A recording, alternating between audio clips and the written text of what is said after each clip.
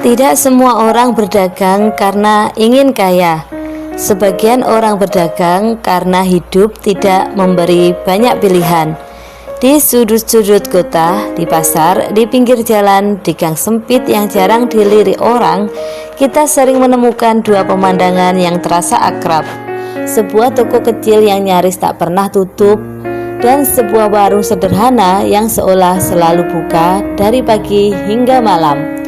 Banyak orang lalu bercanda, katanya warung Madura tutup setengah hari saat kiamat, dan toko orang Tionghoa tutup kalau benar-benar tak ada lagi hari esok. Kita tertawa, tapi di balik candaan itu ada cerita hidup yang panjang dan dalam. Orang Tionghoa dan orang Madura berasal dari latar belakang yang berbeda, bahasa yang berbeda, budaya yang berbeda, sejarah pun tidak sama. Tapi anehnya, ketika bicara soal berdagang, cara mereka memandang hidup mirip sekali. Bagi banyak dari mereka, berdagang bukan pekerjaan sampingan, bukan rencana sementara, bukan batu loncatan. Berdagang adalah jalan hidup. Di masa lalu, orang Tionghoa di banyak tempat hidup dalam keterbatasan, kesempatan kerja sempit, banyak pintu tertutup, tidak semua bidang bisa dimasuki. Ketika pilihan semakin sedikit, mereka belajar satu hal penting: jangan bergantung pada sistem yang bisa berubah kapan saja. Maka mereka berdagang kecil dulu, pelan-pelan, asal bisa bertahan. Sementara itu, banyak orang Madura tumbuh dalam kondisi alam yang keras. Tanah tidak selalu ramah, kesempatan tidak selalu dekat. Hidup mengajarkan mereka satu prinsip sederhana: kalau ingin makan harus bergerak. Maka mereka merantau, membuka warung, berjualan apa saja yang bisa dijual, bukan karena mudah, tapi karena itulah yang bisa dilakukan.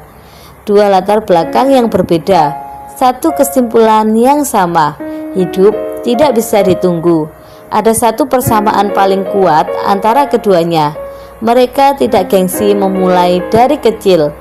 Toko sempit tak masalah, warung sederhana jalan saja, untung sedikit tetap disyukuri, karena bagi mereka gengsi tidak bisa dimakan. Yang penting hari ini ada pemasukan, besok usaha masih bisa dibuka. Banyak orang takut capek, tapi bagi mereka capek itu biasa. Yang mereka takutkan justru satu: kembali ke masa sulit. Takut dapur tidak ngebul, takut anak kekurangan, takut harus bergantung pada orang lain.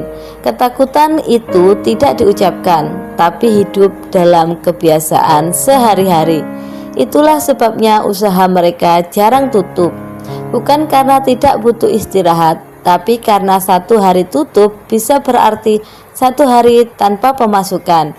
Dan bagi orang-orang yang hidupnya pas-pasan, satu hari tanpa pemasukan itu bukan hal yang kecil. Persamaan lain yang sering luput kita sadari, mereka sangat menghargai uang kecil. Untung 1.000, 2.000, 5.000 tetap dihitung, tetap disyukuri, tetap diputar. Mereka tidak menunggu untung besar, mereka menunggu usaha tetap hidup. Karena yang membunuh usaha bukan untung kecil, tapi berhenti berjalan. Banyak usaha besar tumbang karena tidak sabar, tapi usaha kecil milik orang Tionghoa dan Madura sering bertahan puluhan tahun. Bukan karena mereka jenius bisnis, tapi karena mereka konsisten. Ada juga satu persamaan penting: usaha bukan milik satu orang. Dalam banyak keluarga Tionghoa, usaha adalah urusan bersama. Anak membantu orang tua bekerja untuk anak. Begitu juga di warung Madura, istri, anak, saudara, semua terlibat. Bukan karena tidak mampu menggaji orang lain, tapi karena usaha dianggap tanggung jawab keluarga. Mereka tumbuh dengan melihat kerja keras, melihat orang tua bangun lebih pagi, pulang lebih malam, dan tetap berdiri meski lelah. Nilai itu tidak diajarkan lewat kata-kata, tapi lewat contoh. Seringkali mereka dicap hemat, bahkan pelit. Padahal yang mereka lakukan hanyalah berhati-hati. Bagi mereka, uang bukan untuk dipamerkan. Uang adalah alat bertahan, disimpan untuk saat sepi, diputar untuk stok barang, dijaga untuk masa sulit. Karena hidup sudah cukup keras tanpa harus membuatnya lebih beresiko. Ada satu kesamaan lagi yang jarang dibicarakan, mental tahan krisis. Saat ekonomi turun, saat pembeli sepi, saat usaha lain gulung tikar, mereka cenderung tetap bertahan karena mereka sudah terbiasa hidup dalam keterbatasan, sudah terbiasa menyesuaikan diri. Bagi mereka, turun bukan akhir, turun adalah bagian dari perjalanan.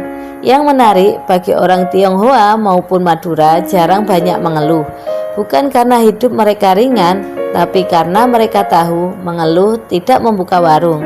Mereka lebih memilih bekerja dalam diam, pelan tapi terus berjalan. Tentu saja tidak semua orang Tionghoa berdagang, dan tidak semua orang Madura punya warung.